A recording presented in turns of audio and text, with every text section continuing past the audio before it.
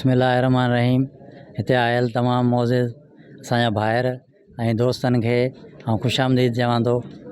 ऐं हीअ जीत मुंहिंजी न आहे, हीअ जीत पाकिस्तान पीपल्स पार्टी जी जीत आहे। हीअ जीत नवाब यूसुफ टालपुर जी आहे ऐं साईं सरदार अली शाह जी आहे। ऐं इंशाअल्लाह आउं तव्हांजे हर दुख सुख में तव्हां सां गॾु आहियां। जी भुट्टो। बिस्मिल्लाहिर्रहमानिर्रहीम। नहमदहू नुसल्ली अला रसूलिल करीम। अम्मा बाद बिस्मिल्लाहिर्रहमानिर्रहीम। तमाम मुसलमान भाउरनि खे अस्सलामु अलैकुम ऐं हिंदू असांजे भाउरनि खे नमस्ते।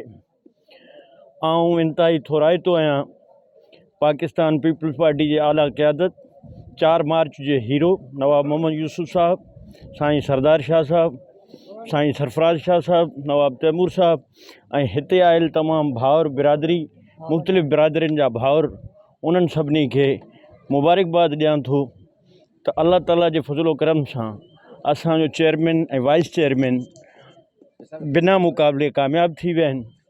उन में आदा मोहम्मद सूमार बिरादर वॾो भाउ मोहम्मद सूमार ऐं आदा हाजी बंगलाणी वारनि असांजे पैनल जे हक़ में हथ खणी असांखे थोराइतो ऐं मानाइतो कयो आहे। जीए भुट्टो, जीए पाकिस्तान। जेके बि यूसी जा असांजा जेके मौज़ूद जेके बिरादरियूं आहियूं उन्हनि जो शुक्रिया अदा कयूं था ऐं आदे शहज़ाद खे अना पोज़ अचण ते ऐं वादूमल खे दिल्ली जे कहरण सां मुबारकबाद ॾियूं था। इहा फतह पीपल्स पार्टी जी फतह आहे, नवाब यूसुफ साहब जी फतह आहे, साईं सरदार शाह जी। जीए भुट्टो, जीए बिलावल भुट्टो सरदार साहब। बिस्मिल्लाहिर्रहमानिर्रहीम। ऐं मुबारकबाद पेश करियां थो नवाब यूसुफ टालपुर, मोहतरम नवाब तैमूर टालपुर ऐं साईं सरदार शाह साहिब खे, ख़ुसूसन असांजे वॾे काज़ी मोहम्मद सादिक साहिब खे मुबारकबाद पेश करियां थो, जिन जी महिनतनि जो नतीजो आहे। मुबारकबाद पेश करियां थो काज़ी शहज़ाद खे। जीए भुट्टो, जी आवाम। नवाब मोहम्मद यूसुफ टालपुर जी थोरातो आहे ऐं पंहिंजो नवाब तैमूर साहब जी महिरबानियूं ऐं साईं सरदार शाह जी थोरातो शुक्रगुज़ार आहियां। जी भुट्टो, जी नवाब तैमूर टालपुर। असां नौजवान क़यादत काज़ी शहज़ाद खे मुबारकबाद पेश करियूं जिन अञा पोइ यूसी टोबन वार थियो आहे ऐं ख़ासि करे काज़ी सादक जूं महिरबानियूं।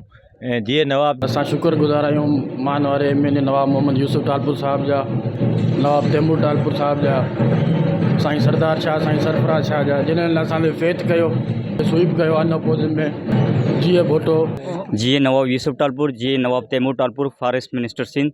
असीं उन जा शुक्रगुज़ार आहियूं यूसी टोबा वारे ते हिकिड़ी नौजवान क़यादत काज़ी शहज़ाद खे ऐं उन जी सॼी टीम खे बिना मुक़ाबला कामयाबी ते मुबारकबाद पेश करियूं था ऐं इंशाअल्लाह ताला उमेद करियूं था हिन इलाइक़े जी, हिन यूसी जी बहितर ख़िदमत कंदा।